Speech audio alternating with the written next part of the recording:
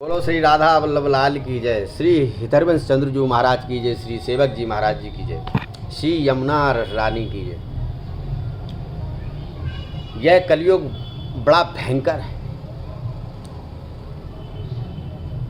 और इस समय जो है कलयुग, श्री सेवक जी महाराज जी ने पहले ही बोल दिया है कि कलयुग कठिन वेद विधि रही, कर्म धर्म कहूँ दीखत नहीं और कही भली को ना करे। कलयुग में वेद की विधि कठिन हो जाएगी, हर कोई वेद की विधि नहीं कर पाएगा। कलयुग कठिन वेद विधि रही, कर्म धर्म कहूँ दिखत नहीं, कर्म धर्म कहीं दिखता नहीं है। सब प्रपंच की चादर ओढ़ करके धर्म करने में लग रहे हैं। इसलिए श्री हरिवंश नाम का आप सहारा लीजिए। हरिवंश नाम है जहाँ तहाँ तहाँ उदारता, सकामता तहाँ नहीं कृपालुता विषी। हरिवंश नाम जहाँ है वहाँ उदारता है, सकामता नहीं है। निष्काम उपासना जो है हमारे श्री राधा वल्लभ लाल जी की करनी चाहिए। वृंदावन धाम अगर पाना है तो आपको श्री हरिवंश नाम का सहारा लेना ही पड़ेगा और कोई ऐसी कोई सीढ़ी नहीं है जो आप रसोपासना के द्वारा श्री राधा वल्लभ लाल को श्री वृंदावन धाम को प्राप्त कर सकते हैं। प्राप्त करने का एक ही मार्ग है, एक ही सीढ़ी है, वह है श्री हरिवंश नाम।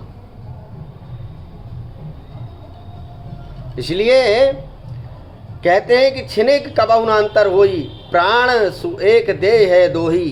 राधा संग बिना नहीं श्याम, श्याम बिना नहीं राधा नाम।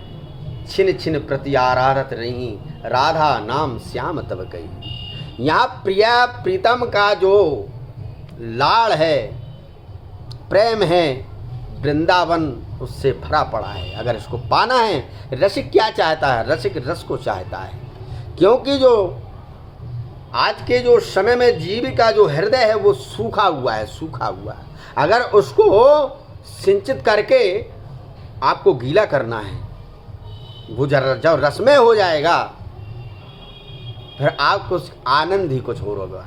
श्री हरिवंश नाम का आप उस खेत पर बीज डालिए, उसका सिंचन करिए, उसकी रखवाली करिए, उसको फिर आप उसका वो जब फल आप देखेंगे, उसका फल कोई और नहीं, स्वयं प्रिया प्रीतम वृक्ष के फल है।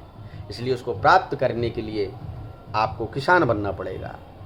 उस भूमि को, बंजर भूमि को, जो हमारा जो हृदय है जो सूखा हुआ, प्रपंचों से भरा पड़ा है, पापों से भरा पड़ा है, इस बंजर खेत को आप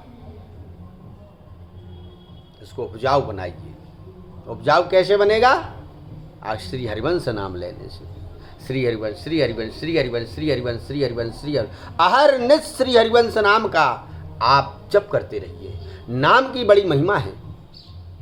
कलयुग में नाम बड़ा प्रभावी है, आप ये सब जानते हैं। सभी लोग कहते हैं सतयुग में कहीं आपको ध्यान करना पड़ता है, तप करना पड़ता है, तब कहीं जाकर के हजारों वर्ष तपस्या करने पर भगवान की प्राप्ति होती है। लेकिन कलयुग में कमालूम कब किस क्षण भगवान की कृपा हो जाए, कब प्रिया प्रीतम आपके ऊपर रीझ जाए। जब आपका जो नाम है पहले मुख से निकलेगा, फिर कंठ से निकलेगा और जब हृदय से निकलने लगेगा तो समझ लीजिएगा प्रिया प्रीतम की पूर्ण कृपा आपके ऊपर हो चुकी है और वृंदावन आपका जो हृदय है वो बन चुका है। जब आपका हृदय वृंदावन बन जाएगा तो प्रिया प्रीतम का उस पर आना स्वाभाविक है।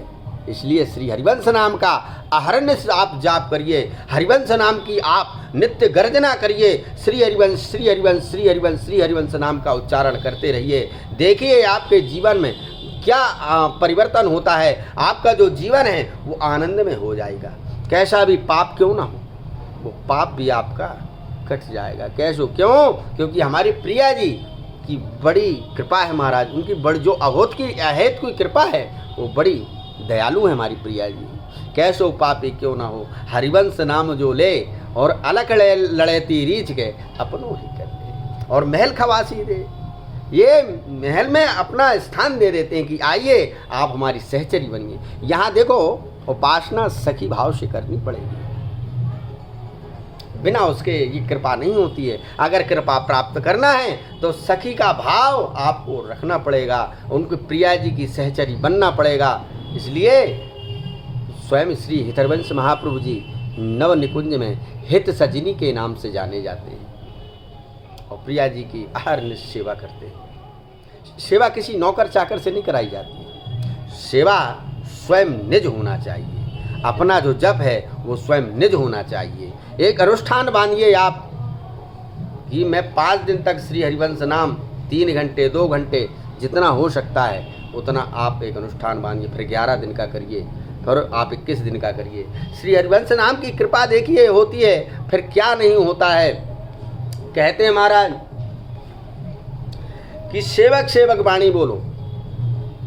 आप सेवक वाणी का अहरनिश आप पाठ करिए, आपके हृदय को देखिए, आपके जो ताले हैं हृदय के वो किस तरीके से खुलते हैं, फिर आप देखेंगे। जय जय श्री राधा वल्लभ लाल की जय, श्री हरिवंश महाप्रभु जी की जय। जय जय श्री हरिवंश गुरु